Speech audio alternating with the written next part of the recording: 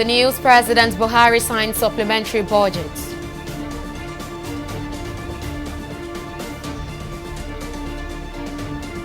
Court adjourns Nnamdi Kanu's trial to October.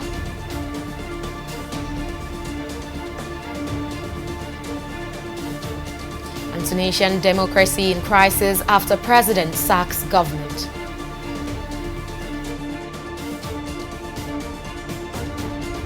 It's great to have you join us on News Now. I am Oyi Adekunle. President Muhammadu Buhari has signed the 982 billion naira 2021 supplementary appropriation bill into law. Briefing correspondence after the bill was signed, the senior special assistant to the president on National Assembly matters at the House of Representatives, Umar El Yakub, said the newly signed act will focus largely on funding security issues confronting the country, procurement of equipment for the military, as well as medical infrastructure and COVID-19 vaccines. The bill is targeted mainly at, infrastructure in terms of security and medical.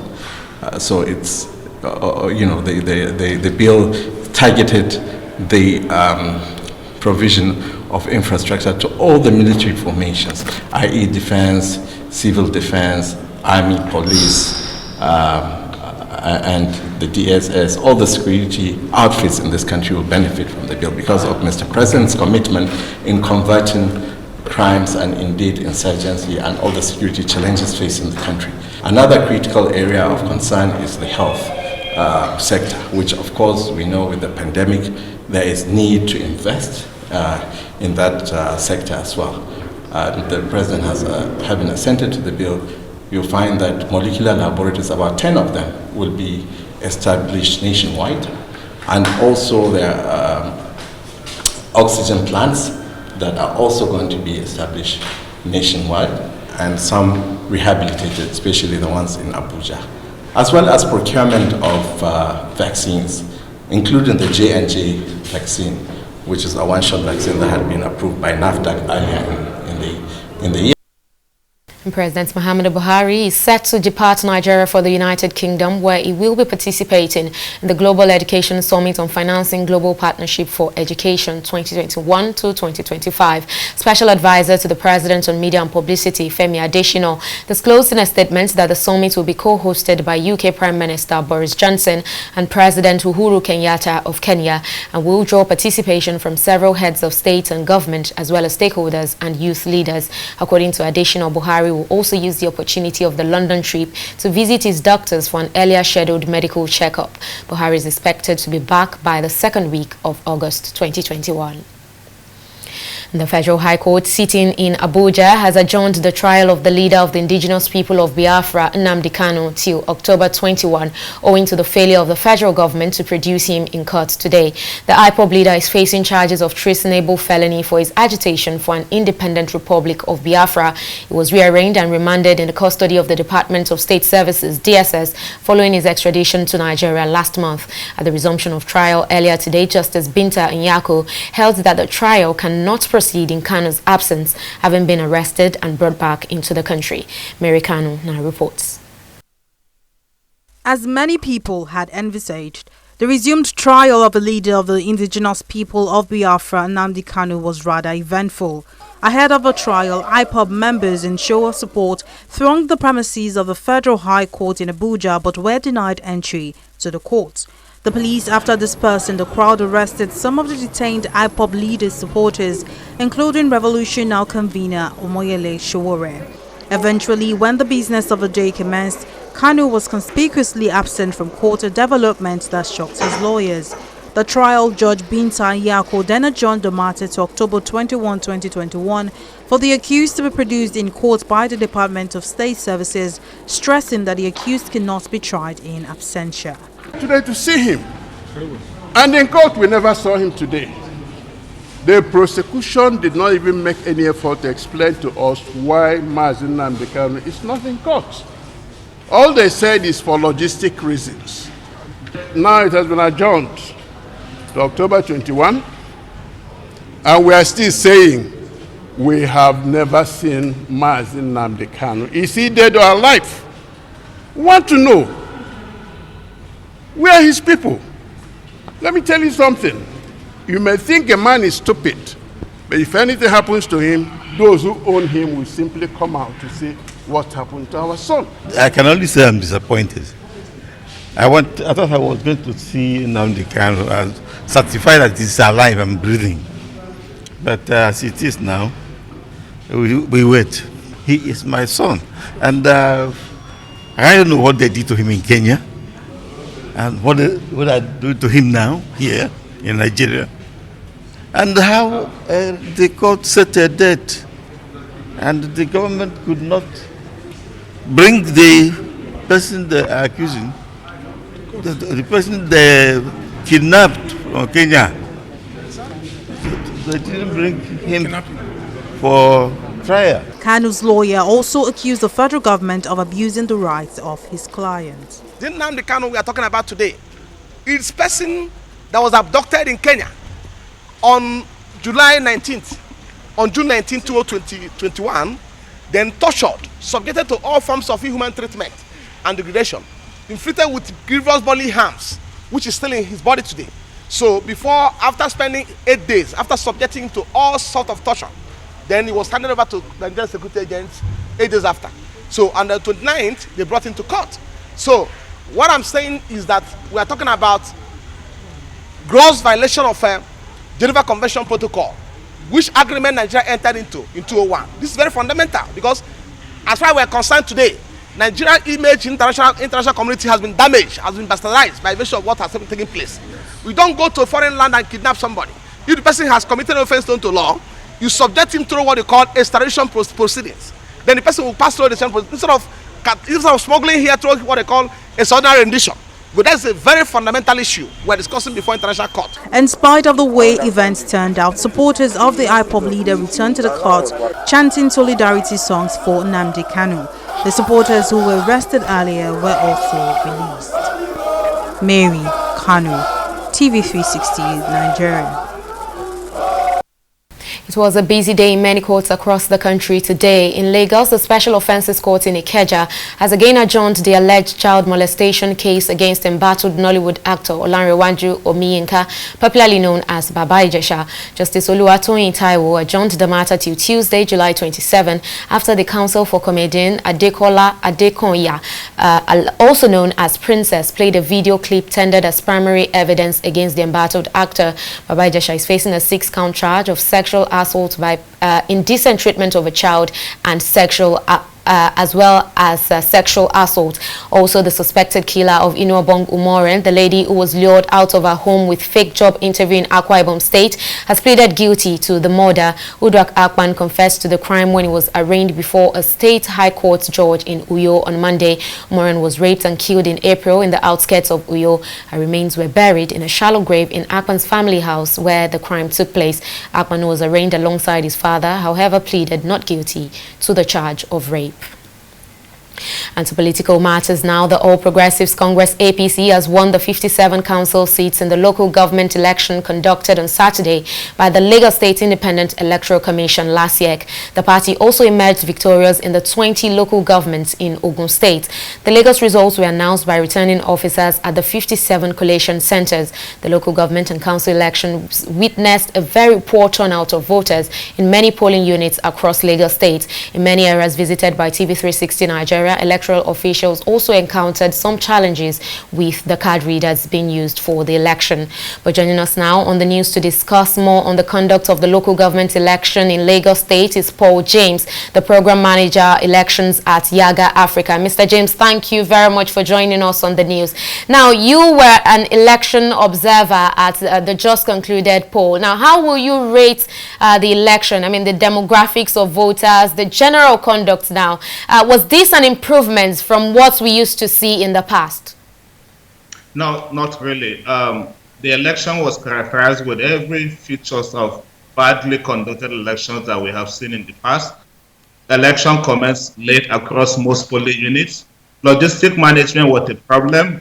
Voter turnout was low, and as well as voter turnout was low, and as well as political parties also did not deploy their agents across most polling units that we observed. I had visited about 2-3 local governments. I was in Ikoyi axis, I was in Yaba, I was in Epe, and then back again to Ikeja. And I can tell you, across most polling units that I have observed, I was also in Shomolu. Across most polling units that I observed, turnout was abysmally low. Commencement was delayed, like I said. Across most polling units, voting started like 10 a.m. And then you also got a challenge of a political party that was not included in the ballot. And so, for instance, in Shomolu, the YPP party was not included in the ballot. And there was a lot of protests that I witnessed across several polling units that I visited as of the time of my visit. So I can tell you that the local government election that held in Lagos was a drawback from what we have seen in other elections conducted. Turnout, I think, by my rating, is one of the lowest I have seen in the conduct of elections. The biggest beneficiaries of this are, for me, the politicians, because when voters don't turn out to participate in the process, it gives them the chance to manipulate the process to their advantage. And so a big lesson, especially if we think about the future of elections in this country, some of the voters reduce the election conduct to just an additional holiday. You go across most of the streets in Lagos, you see people playing football. You go across some streets in Lagos, you see people going about their normal business as if in Motion, we saw some of our colleagues that were in Motion, they saw markets open in Motion. And so it begs the question, where do we go from here? 2023 is not far. You think the local government election in Lagos will be a very good opportunity to serve as a building block as we plan for the 2023, but yet here we are today. And then if you think about also the participation of young people, the political space in Lagos was not even favorable for young people to participate. The electoral law in Lagos State, the electoral guideline for the election limits participation and sets a standard to participate as a local government chairman.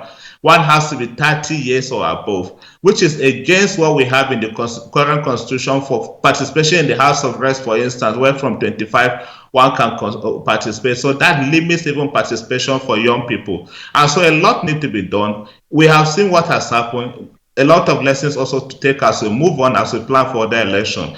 Kudos to the last sector, even with the challenges, they were able to weather some of the storm and were able to manage the electoral process. And also, what we say, especially in mainstreaming women participation, across most of the polling units, 1 in every 2 of the officials you see are women. But then that is still not enough. We need to open up this space. We have seen lessons we have learned from the Lagos election. We hope to see that in future elections, there will be more opportunities for women and more opportunities for young people to participate. Well, we hope to take these lessons away from the local government elections in Lagos and, as you said, to the conduct of the 2023 general elections. Mr. Paul James, the program manager of elections at Yaga Africa, we thank you very much for joining us on News Now. Well, we'll take a break here, but still to come, Japan shunned China to win historic Olympic table tennis gold. Details of that and more shortly.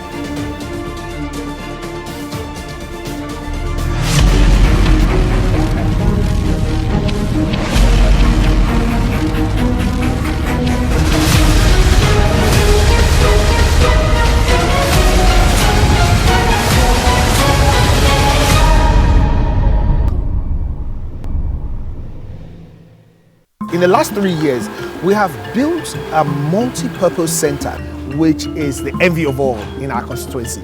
And I can tell you that the people who are living there are already enjoying it. Guy, do you think what this man just said is true? See, I seriously doubt. I'm sure it's one of those their silly lies. And wait, do you know there's a way to find out if these things he's saying is true or not? This is the Construct app. It gives people like us a sure way to track implementation of constituency projects. It gives valid and verified information on location of projects, amounts allocated, amount funded, the level of job done, and even the profiles of concerned legislators. You and I can post directly on this app. Are you serious? This is the Go-To app if you want to know how our Commonwealth is being expanded by the government. Wow. Let's even see if what this man said is true. Show me. The Construct app is developed by Other People Nigeria with support from USAID and is available on both Google Play Store and Apple Store. And it's true. Of course, I told you. Thank you for staying with us on News Now. Here is a quick reminder of some of our top stories tonight. President Muhammadu Buhari has signed the 982 billion naira 2021 supplementary appropriation bill into law. The senior special assistant to the President on National Assembly matters at the House of Representatives, Umar El Yaqub, said the newly signed act will focus largely on funding security issues confronting the country, procurement of equipment for the military, as well as medical infrastructure and COVID-19 vaccines. And we also told you that the Federal High Court sitting in Abuja has adjourned the trial of the leader of the Indigenous people of Biafra, Nnamdi Kanu, till October 21, owing to the failure of the federal government to produce him in court today. At the resumption of trial earlier today, Justice Binta Nyako held that the trial cannot proceed in Kanu's absence, having been arrested and brought back into the country. In case you missed any of our news bulletin or for more updates, do log on to our website on www.tv360nigeria.com. You can also follow us on our social media platforms on Twitter, Instagram, YouTube and Google Plus at TV360 Nigeria. On Facebook, we're at TV360 Online.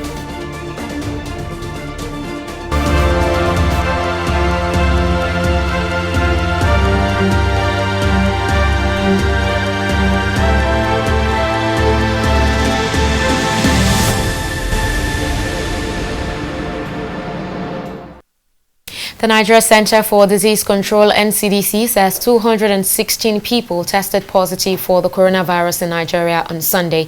According to the agency's update, the latest positive samples of COVID-19 were recorded in 8 states, with Lagos leading with 108 cases.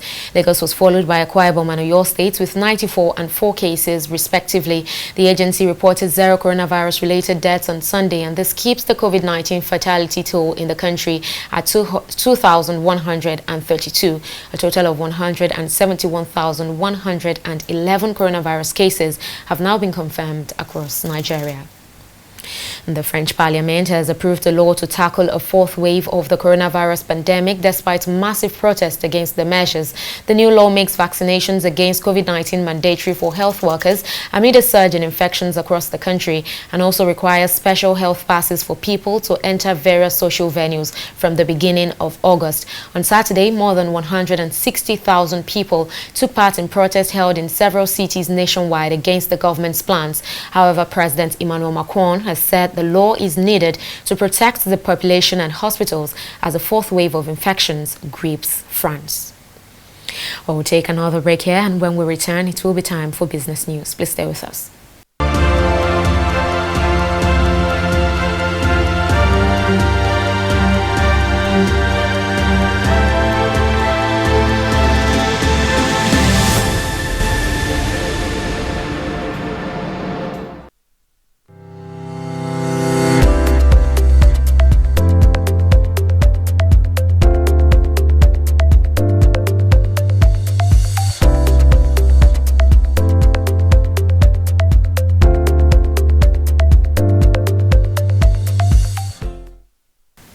Welcome back. Now, up next is business news with Shade Ogunride. Shade.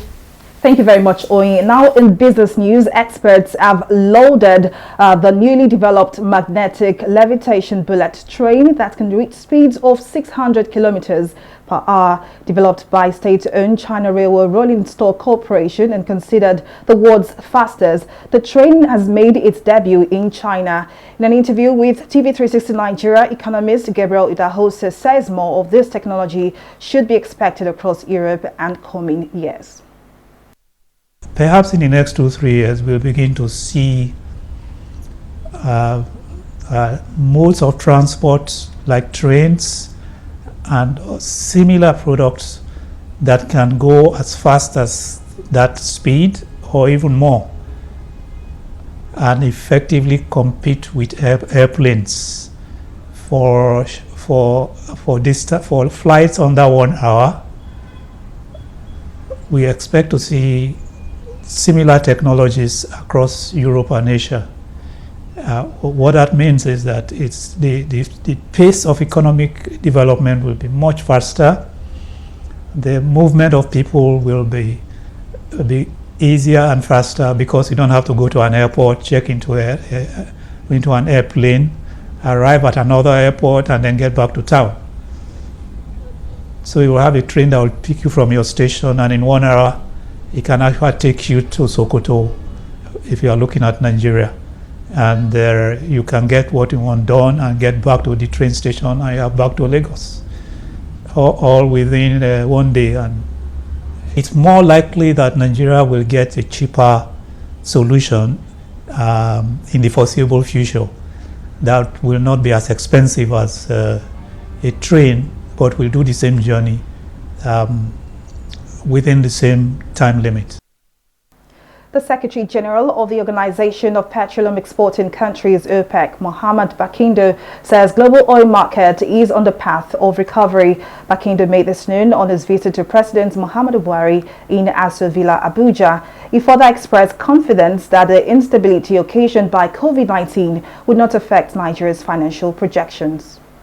In the 6-year history of this organization, we had not witnessed such an oil cycle that we witnessed last year. Therefore, it's incumbent on me to come at this time to brief him on all the efforts that we have made, what we have achieved so far, and our projections going forward. And I will repeat what I had said severally, and that the worst is over. For the oil market, we are now on the path of recovery, and thank God you can see the effects in all the benchmarks around the world. We'll take a breather here and return with a review of the stock market. Do stay with us.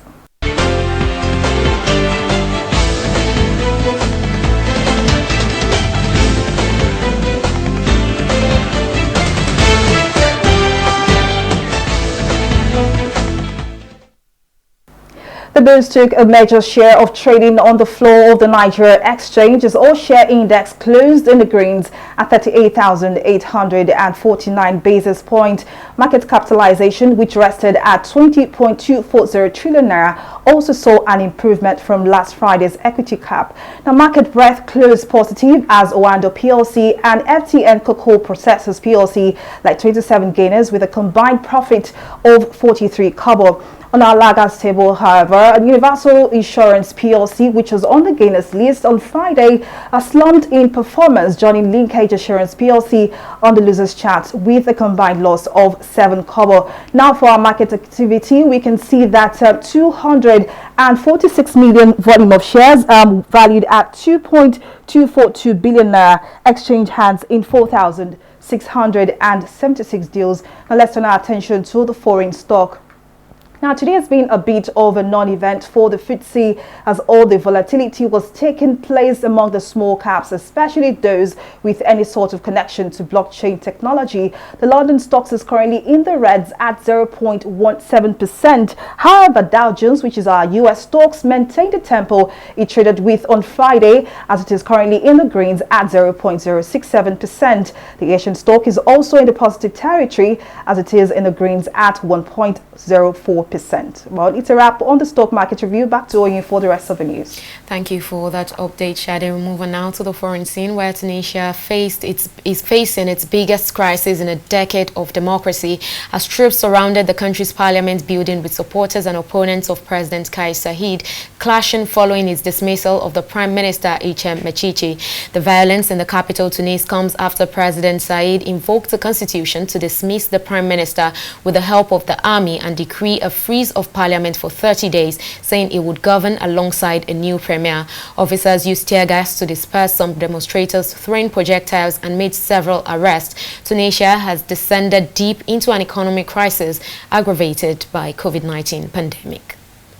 Well, it's now time for Entertainment Report on News Now.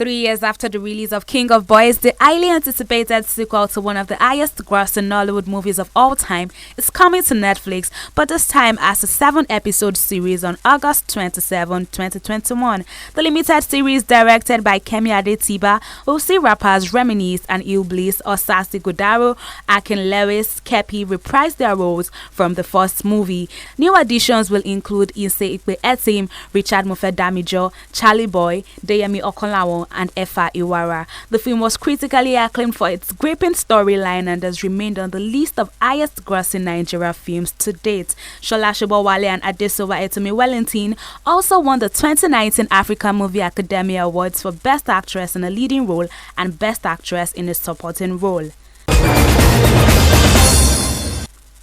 Reality TV stars Laycon and Erica have reconciled after their famous fallout in the lockdown edition of Big Brother Naija. Laycon and Erica were friends and later got involved in a love triangle with another housemate, Kidwaya.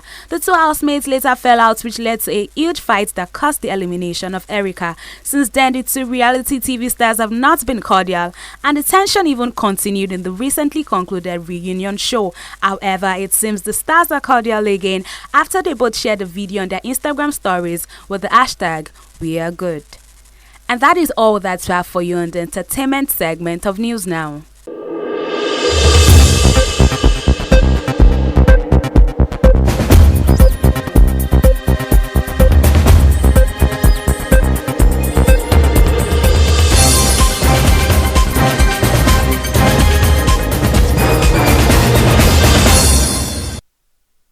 And in sports, Japanese mixed doubles pair Jun Mizutani and Mima Ito claimed their country's first ever Olympic table tennis gold medal on Monday, ending years of Chinese dominance with a remarkable comeback victory on home soil. China had won every Olympic title in the sport since the 2004 Athens Games, but lost a 2-game lead in a thrilling final in Tokyo.